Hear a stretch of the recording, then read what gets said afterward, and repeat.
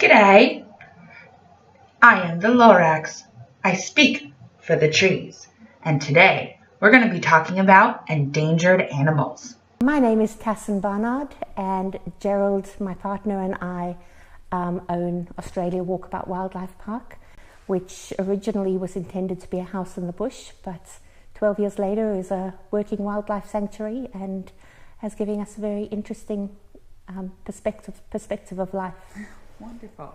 So this interview is about one specific animal that you have at the sanctuary, the flying foxes. What exactly are flying foxes? Well, flying foxes are bats. So maybe we should start talking about what is a bat. Okay, tell me. So mammals that fly with wings. Mm-hmm. And many people presume all bats are the same. They think you've just got bigger and smaller versions of the same animal. But actually, each of the species within the bat species, they can be as different from each other as an elephant and a camel. How are flying foxes different from other bats? So flying foxes are the largest species of bats in Australia. They have a 1 meter wide wingspan, so they're not insignificant. Oh, wow. So they're very large. They are found all the way up and down the east coast of Australia.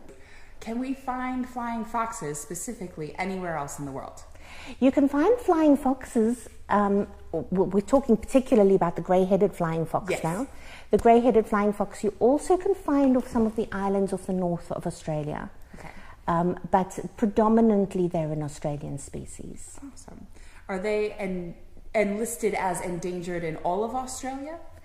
No, I believe they are, but I'm open to correction on that particular question. So how, well, we know that flying foxes are mostly, possibly, endangered, listed as endangered. Yeah. How are they protected by law?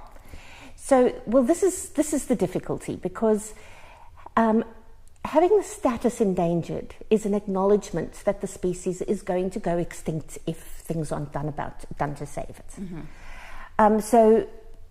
But that's pretty much as far as it goes, because the trouble is the law itself is so complex that even though there might be a law that says you have to protect a particular animal, most countries also have other laws that protect people's rights to destroy forests, for example.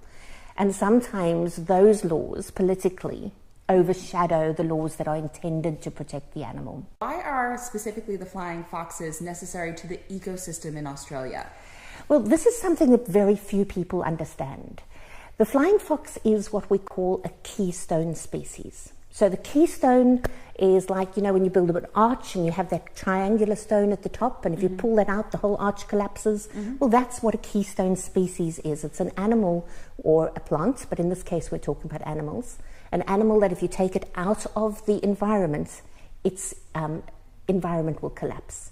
And so the flying fox is the only animal that can effectively pollinate Australia's night-flowering gum trees. And that's a major problem, because it means that, and the reason for that is because the birds that are really quite effective pollinators, the ones that like to go for pollen and go and into the trees to feed, are all sleeping at night. Mm-hmm. So the only animal that can do this and is awake at night is the flying fox. So for the night-flowering gum trees... So the eucalyptus trees? Exactly. Okay. Only the flying fox can pollinate them effectively. So when we talk about them being a keystone species, if you take the flying fox out of our ecosystems along the east coast of Australia, we will lose our gum trees. And once we lose our gum trees, our eucalypts, we've lost the essential food source for our other iconic animals, like koalas, for example. Koalas, kangaroos, they're not going to survive without eucalypt leaves to eat. And they're not going to be any eucalypts if we don't have flying foxes. Wow. So what would you say to someone who says that the flying foxes are a nuisance, they're annoying, they're loud, they're, like all of those things? I think the first thing to do is to understand their position. So maybe the flying foxes are inconvenient for that person. But many of us only know what we've been told. We only know what we've read in newspapers. Most people do not know the important role that flying fox plays in the environments. So to those people, or anybody who despises any species of animal, I'd say, please find out about it, read up about it, understand the animal. We're not saying that the animal does not do harm. We as humans, we do harm too. Yeah. But the animal does a lot more good than harm. And on the balance of things, that animal is absolutely critical to the Australian environment. Mm-hmm. So what is the reason that flying foxes became endangered? Why are they endangered now? Well, the usual threats for most animals. So they're losing their habitat. We're chopping down the trees that are their food source and their roosting source at a massive rate. People see flying foxes concentrated in bushy or tree-filled areas of the urban areas, and they see them in massive numbers. Sometimes you will, even today, you might see 100,000 flying foxes flying out from a significant camp. And so people think that they're not endangered. So that's probably the first problem, is people believe that the flying fox exists in plague proportions. So they're not taking care of to avoid anything that might cause the animal to go extinct. And then on top of that, we're taking their food sources. And we, in the place of the gum trees that they would normally feed on, they're nectar eaters. We have, for example, planted fruit trees. And the fruit trees don't provide nectar, but they do provide juice, which is the next best thing for a nectar-eating animal. So the flying foxes will chew the fruit and suck out the juice. They don't actually eat the fruit, make a terrible mess, destroy a lot of fruit in one night. Because they're desperate. They've got no other food. So we've created an alternate food source, and then we've created enemies between the flying foxes and the farmers, because they rely on this fruit for their livelihood. And so there's a war, and it's a politically endorsed war, between the farmers and the flying foxes. Could net their crops, but that's incredibly expensive. It's easier just to shoot the flying foxes. Can you tell me what the Australia Walkabout Wildlife Sanctuary is doing to help educate others and protect the flying foxes? So we work with a very dedicated, very intelligent, well-educated group of people, a network of people who have really committed their lives to saving the flying foxes. And in fact, the flying foxes at Walkabout Park came to us originally because the Guringai Bat Society had this group of unreleasable rescued animals up in a place called Lane Cove National Park. And for various reasons, they were no longer allowed to keep them there, and they needed a new home for them.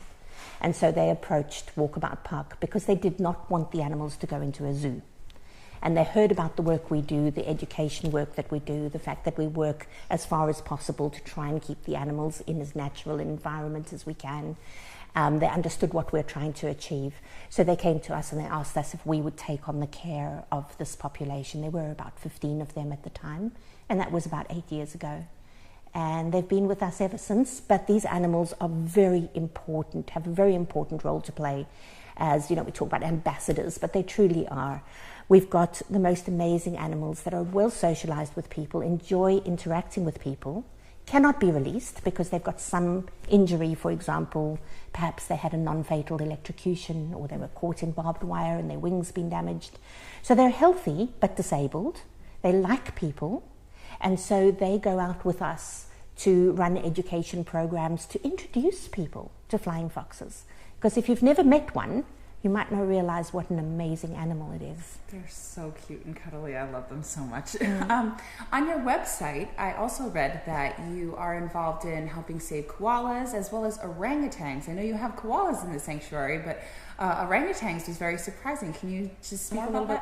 Well, our interest is in saving all endangered animals so that we can preserve their role in the environment, because as humans, without the animals, there's no way we can maintain this earth in any kind of way that is livable for human beings. So we all should have a selfish reason why we want to save animals that are highly endangered. Koalas obviously is an obvious one, with us living in Australia, and koalas are in dire straits at the moment. They're only declared endangered in a handful of states in Australia. Many states like Queensland have not yet declared them endangered. Why not? Well, we believe that there's a resistance because even though they meet all the criteria for an animal that is going extinct and therefore should be classified endangered, once you do classify an animal as endangered, it gets a lot more difficult to give people approval to clear out their habitats for mines and so on. So I think politically it's not convenient for them to be declared endangered. So that's the issue with koalas. But those of us who are working with them, where we're ever hopeful that we can get all the politicians on side. I mean, look at the Tasmanian devil. We've got great support now for saving the Tasmanian devil, and it looks very much like now, with all of this cooperation and Tasmanian government's endorsements, that we will actually be successful in saving the Tasmanian devil.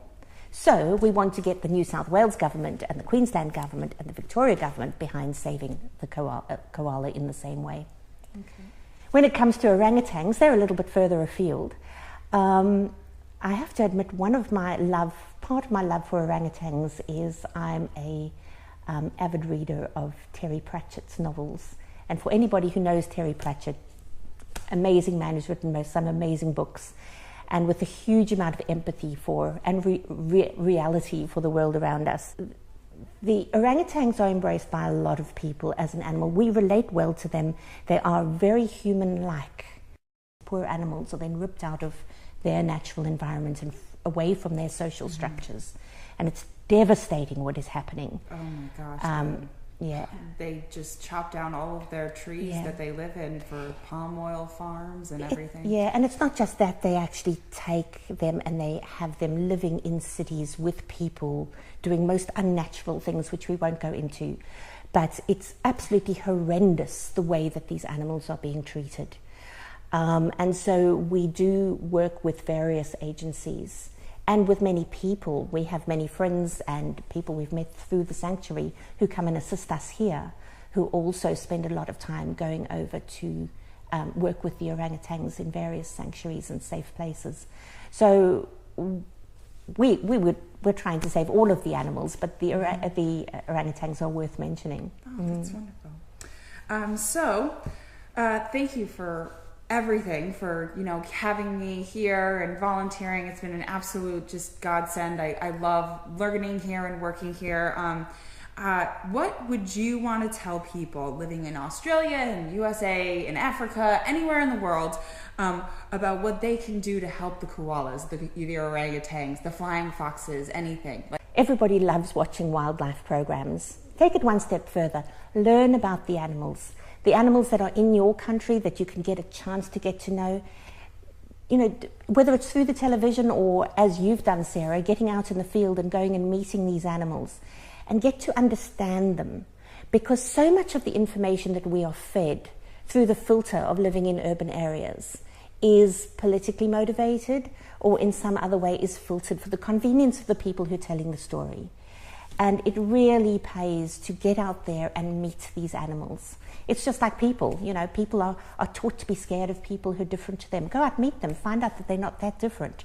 It's exactly the same with the animals. Get to know them, get whatever opportunity you can to go and observe these animals. Yes, a zoo is a good place to meet an animal, but you won't meet the animal on its terms. So visiting sanctuaries or getting out into the wild is a really good way to meet these animals on their own terms, so you can better understand them and what they need.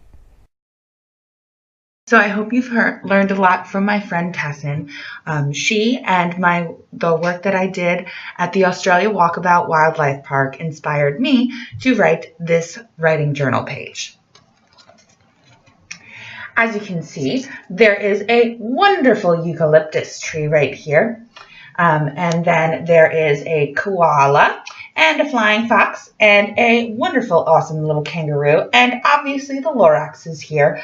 And the flying fox is saying, "Why am I in danger?" And then I put a little hashtag here. And I wanted to inspire you all to speak for the trees. And the hashtag is "We Speak for the Trees." So along with helping save the wonderful animals that we have in our personal environment, wherever you are in the world, as well as in Australia and Africa and in South America, everywhere, I want to know how you speak for the trees, and use the hashtag "We Speak for the Trees" and tell me what you do in your personal life to help save these beautiful animals and help make the world a better place. So how do you speak for the trees?